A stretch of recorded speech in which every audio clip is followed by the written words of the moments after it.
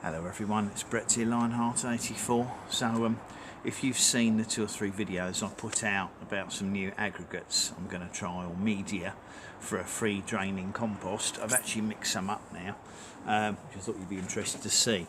Now this is equal parts orchid or potting pine bark, pumice, a sort of something called acadama or kittydyma, which are these expanded clay particles, and 1 part perlite, so it's equal parts. Now this looks more like the sort of finishing material you'd put on the top of a pot rather than actually trying to grow plants in it.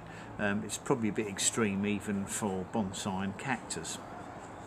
Now the pros and cons of this particular mix I've done, and I'm not recommending anybody to try it, it's just something that I'm going to experiment with myself on sick plants to see if the aeration and free drainage has any effect on saving the plants. Now the pros of this, it's quite a light mix. It's not as light as you might think, because the pumice and the clay are actually quite heavy because they're quite dense particles, but of course they are extremely free draining. Now it's got no organic material in this at all apart from the pine bark, which is very slow to break down, so it's fairly light. It's going to be incredibly free draining. I mean, literally as you water it, the water's going to pour out the bottom. Now the minus side of that is you will have to be very attentive to the watering, because although the idea of the clay is it will hold moisture, and so will the bark, they will all absorb moisture. Obviously they're not going to hold water like a wet compost, but what I don't want is I'm trying to save plants that the roots have become waterlogged and aren't getting any oxygen. Now obviously there's no organic material in this at all, hardly, so there should be almost zero infestation by fungus gnats, but it also means that there'll be very little retention of nutrients. So basically these plants are going to be growing in a very low nutrient compost. Now if you water them regularly with a food added to the water, it will bind itself to the orchid bark, which is the idea, and probably some will be absorbed into the clay granules as well, because they will be porous. So the whole time the porosity of the clay granules will increase the humidity around the plant, but should still allow the roots to breathe and be fully oxygenated. Now I've no idea if plants going into this are simply going to die or if it's going to rejuvenate them. I could choose to mix in 1 part cocoa peat or another compost if I wish to, but I thought I'd have a go first with just trying this really open inorganic mixture to see what happens. Now I've got a perfect plant to test it out on.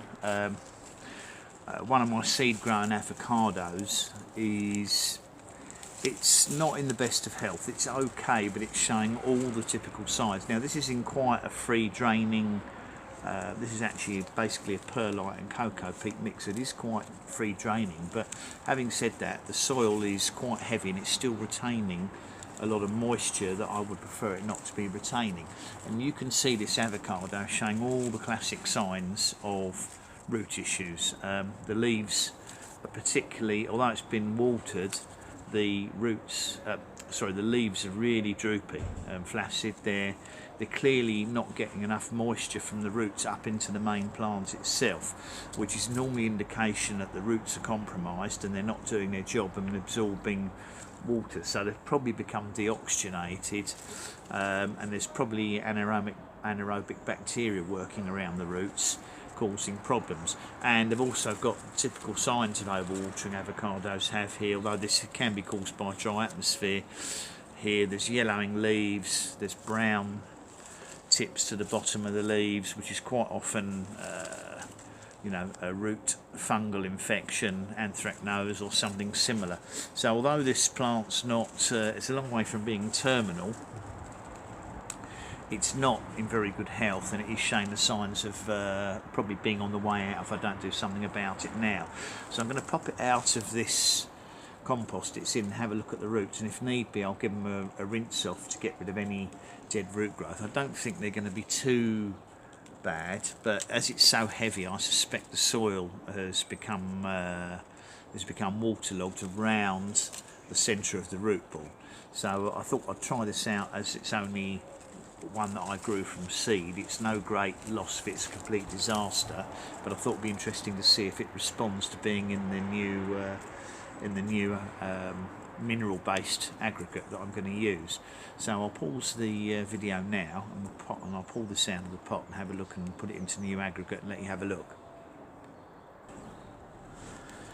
Okay, so that's job done. It's in the new medium now. There were some white healthy looking roots and some brown looking roots. It had a very underdeveloped root system, not enough to absorb moisture for the top of the plant, which explains the limp leaves probably.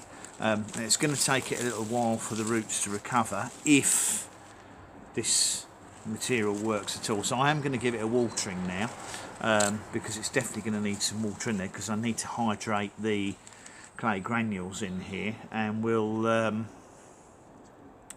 see if it goes downhill over the next few weeks or uphill. Now I'm tempted, I'll probably take some of these leaves off, because I think it's got to, some of these lower leaves need to go. I think there's too many leaves on here for the plants, especially as some of them are dying back anyway, so I will thin the leaf growth down, but we'll leave the top ones and we'll see what happens, and I'll give you an update in 2 or 3 weeks time as to whether it's died or actually showing any signs of improvement or recovery with this very open compost. I'm not going to bother feeding it yet, but I may do if it shows sign of recovery in the next couple of weeks. So thanks for watching that video on my new compost.